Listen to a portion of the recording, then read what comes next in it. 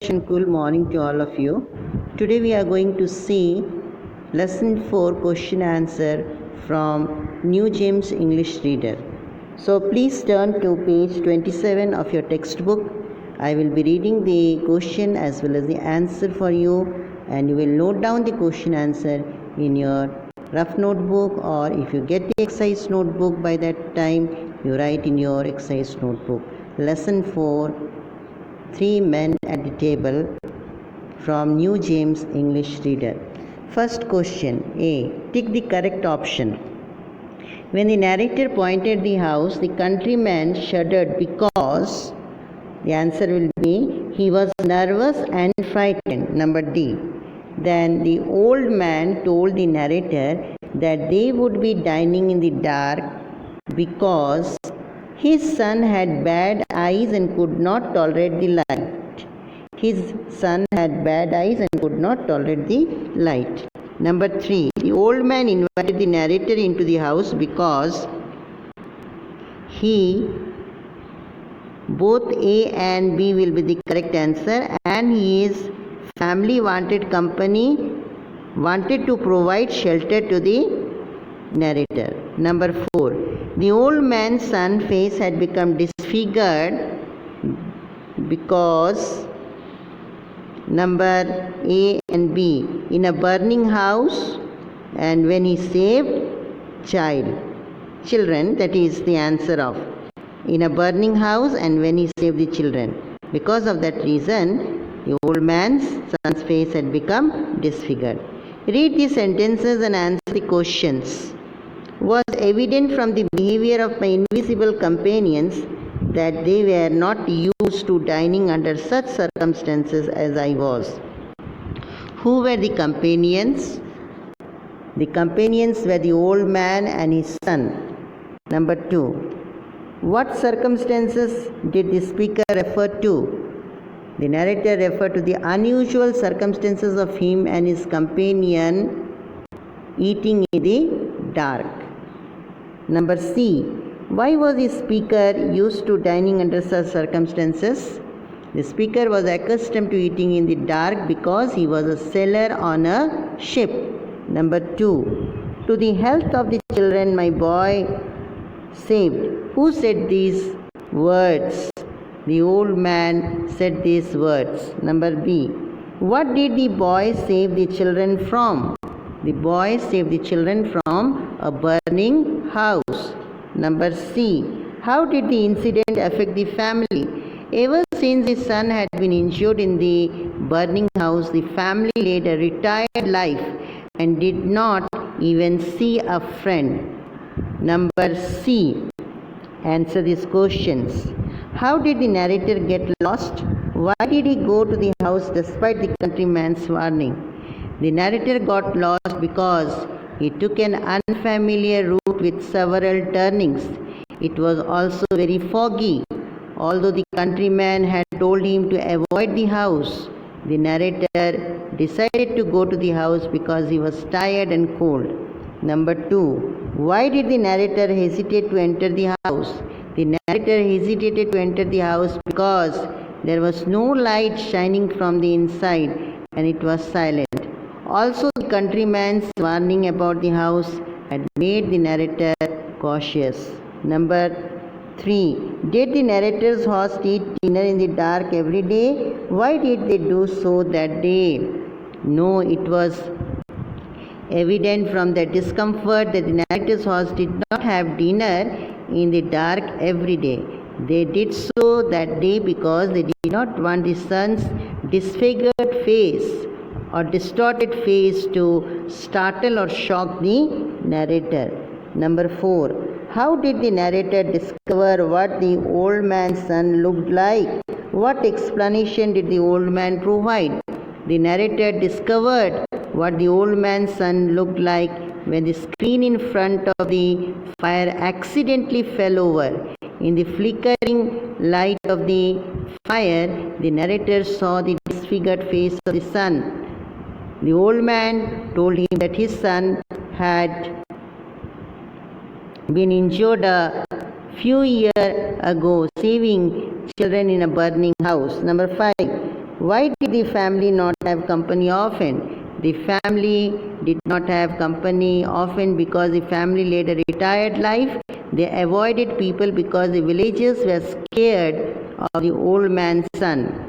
Number D, think and answer. Why do you think the countryman discouraged the narrator from going to the house? The countryman discouraged the narrator from going to the house because he believed that there was something scary in the house. Number 2, why do you think the villagers believed that there was something strange in the house? Were they correct in their belief?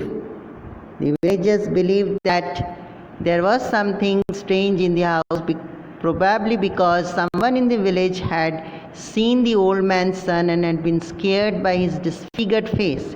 The news would have spread in the village and soon turned into exaggerated stories and rumors. No, they were not correct in their belief because the old man's son was not scary but brave, gentle, and generous. Now, let's come to the word study.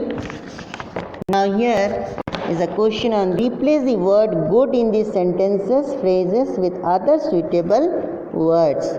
Number 1, he is expected to have something good to tell us. Here, number 1 will be he is expected to have something interesting to tell us. The pleasure of your good company, the pleasure of your enjoyable company. Then number 3, it's not good there, he said hastily. It's not safe there, he said hastily. Whatever it is, it ain't good to see. It ain't pleasant to see. In place of good, you will place pleasant. Number 5, being lucky in stumbling upon such a good dinner. Here, delicious dinner. Now, often prefixes such as an, in, or dis are used to make the opposite of words. Pleasant, unpleasant, justice, injustice, embark, disembark. Circle the word that have been formed by adding the prefixes an, in, or dis. Now, first will be invisible, second unjust, third uneasily, fourth disentangle, fifth undo. These 5 words you please circle it. So this is all about your word study. Then we will see punctuation. Good morning to all of you. Today we are going to see lesson 4 question answer from New James English Reader. So please turn to page 27 of your textbook. I will be reading the question as well as the answer for you, and you will note down the question answer in your rough notebook, or if you get the exercise notebook by that time, you write in your exercise notebook. Lesson 4, 3 men at the table, from New James English Reader. First question, A. Tick the correct option. When the narrator pointed the house, the countryman shuddered because the answer will be he was nervous and frightened. Number D. Then the old man told the narrator that they would be dining in the dark because his son had bad eyes and could not tolerate the light. His son had bad eyes and could not tolerate the light. Number 3. The old man invited the narrator into the house because both A and B will be the correct answer, and his family wanted to provide shelter to the narrator. Number 4. The old man's son's face had become disfigured because number A and B, in a burning house and when he saved children, that is the answer of in a burning house and when he saved the children. Because of that reason, the old man's son's face had become disfigured. Read the sentences and answer the questions. Was evident from the behavior of my invisible companions that they were not used to dining under such circumstances as I was. Who were the companions? The companions were the old man and his son. Number 2. What circumstances did the speaker refer to? The narrator referred to the unusual circumstances of him and his companion eating in the dark. Number C. Why was the speaker used to dining under such circumstances? The speaker was accustomed to eating in the dark because he was a sailor on a ship. Number 2. To the health of the children my boy saved. Who said these words? The old man said these words. Number B. What did the boy save the children from? The boy saved the children from a burning house. Number C. How did the incident affect the family? Ever since the son had been injured in the burning house, the family led a retired life and did not even see a friend. Number C. Answer these questions. How did the narrator get lost? Why did he go to the house despite the countryman's warning? The narrator got lost because he took an unfamiliar route with several turnings. It was also very foggy. Although the countryman had told him to avoid the house, the narrator decided to go to the house because he was tired and cold. Number 2. Why did the narrator hesitate to enter the house? The narrator hesitated to enter the house because there was no light shining from the inside and it was silent. Also, the countryman's warning about the house had made the narrator cautious. Number 3. Did the narrator's host eat dinner in the dark every day? Why did they do so that day?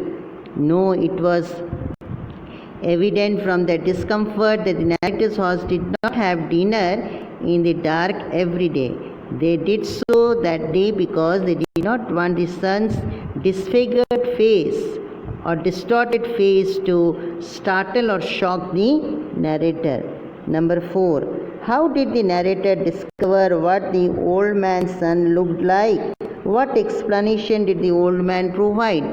The narrator discovered what the old man's son looked like when the screen in front of the fire accidentally fell over. In the flickering light of the fire, the narrator saw the disfigured face of the son. The old man told him that his son had been injured a few years ago, saving children in a burning house. Number 5. Why did the family not have company often? The family did not have company often because the family led a retired life. They avoided people because the villagers were scared of the old man's son.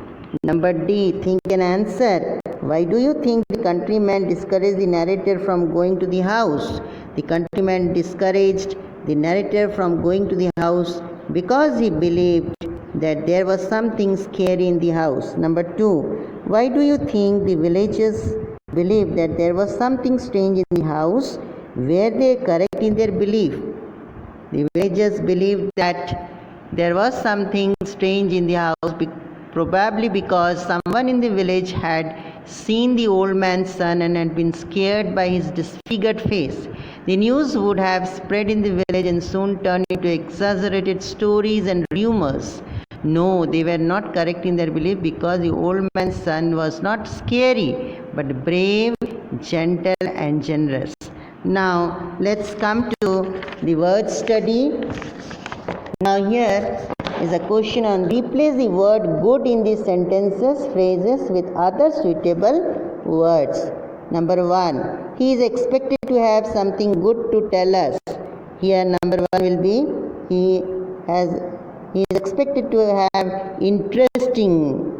something interesting to tell us. The pleasure of your good company. The pleasure of your enjoyable company. Then number 3. It's not good there, he said hastily. It's not safe there, he said hastily. Whatever it is, it ain't good to see. It ain't pleasant to see. In place of good, you will place pleasant. Number 5. Being lucky in stumbling upon such a good dinner, a delicious dinner. Now, often prefixes such as an, in, or dis are used to make the opposite of words. Pleasant, unpleasant, justice, injustice, embark, disembark. Circle the word that have been formed by adding the prefixes an, in, or dis. Now, first will be invisible, second unjust, third uneasily, fourth disentangle, fifth undo. These 5 words you please circle it. So this is all about your word study. Then we will see punctuation. Buried, a time capsule under the cornerstone of the 18th century State House building in Massachusetts. On 6th January 2015, officials opened the time capsule. The contents included an engraved silver plate, a copper medal depicting George Washington, 5 folded newspapers, the seal of Commonwealth, some cards, at least 24 coins including half cent, 1 cent, half dime, then 10 cent and 25 cents coins, a silver plate made by Paul Revere, and a title from the Massachusetts Colony Records, full stop. The museum head of objects conservation, Pam Hatchfield, used equipment such as porcupine quill, a bamboo tool and her grandfather's dental tool to open the box. She looked at the papers inside and said, within double quote, they are in an amazingly good condition, full stop, double quote closed. Come to number H. Here you have to underline the clause in the sentences. Let's see what is noun clause, adjective clause and adverb clause. A noun clause works as a noun and answers the question such as who, what or whom. The talk that went on in the coffee room was about ghost. Number 2 is your adjective clause. Does the work of an adjective. In most cases, an adjective clause begins with a relative pronoun such as which, that, whom, whose or who. I would not advise you to believe all those, said a clean-shaven man who had been listening without speaking much. Who had been listening without speaking much is your adjective clause. An adverb clause works as an adverb and answers the question why, where or when. Why, where and when. The next morning, after a late breakfast, I set off for a brisk day's walk. So here we see when did you started your brisk day's walk? After a late breakfast, the next morning. This is the adverb clause. You can see these things in page 29 of your New James English Reader textbook. Now underline the clauses in these sentences. Write noun, adjective or adverb for them. Number 1. The narrator was greeted by a tall, bony old woman who was holding a candle. Underline it. Who was holding a candle, and that is adjective clause. I really cannot understand what he is trying to say. What he is trying to say, underline it, noun clause. Dilnaz will run in the race because her friend Jude is running too. Because her friend Jude is running too, underline it, adverb clause. The nature park is in the place where tomorrow's rally will be held. Where tomorrow's rally will be held, that is adverb clause. I know that Sanskrit is an ancient language. That Sanskrit is an ancient language is your noun clause.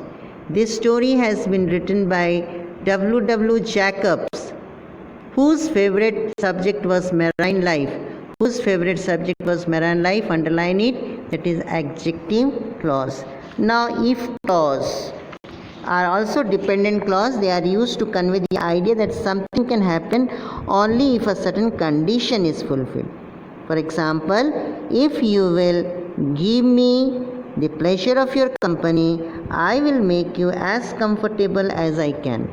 If you will give me the pleasure, so when I will make you as comfortable as I, if you will give me, that is the condition. Now look at the pictures carefully and write 5 if clauses in your notebook. Okay, if the narrator had not spotted the house, he would have had to spend the night lost in the cold. Then if the narrator had not taken another route, he would not have gotten lost. If the narrator had not met the countryman, he would not have known that the villagers feared the house. If the countryman had not warned the narrator, he would not have hesitated to go to the house. If the night had not been foggy, the narrator would have perhaps found his way back. Now these are the answer of number I. Number J. This is listening skill. You will ask your parents to read the paragraph which is given behind the end of this textbook and fill up and do the listening skill work. Now next is your that is speaking skill. You have to use these words, phrases to give instruction to your partner to reach AB Colony. Okay. Walk a little on the Ashok Chowk road. You will see the City Museum on your right. After that, turn right at the crossing. You will now be on a Gun Hill road. Walk on till you see the kids park on your left. Don't take left turn at the crossing. Keep going on the Gun Hill road and you will see AB Colony on your left and a green factory on your right. Number 3 is your imagine you are the narrator of the story. Write a letter to your uncle with whom you had wanted to stay, telling him about your experience in the house of the stranger. Use these guidelines and format for the informal. You have already read about informal letter. Here are some suggested outline. Please read this outline and write your letter in your exercise notebook. Thank you.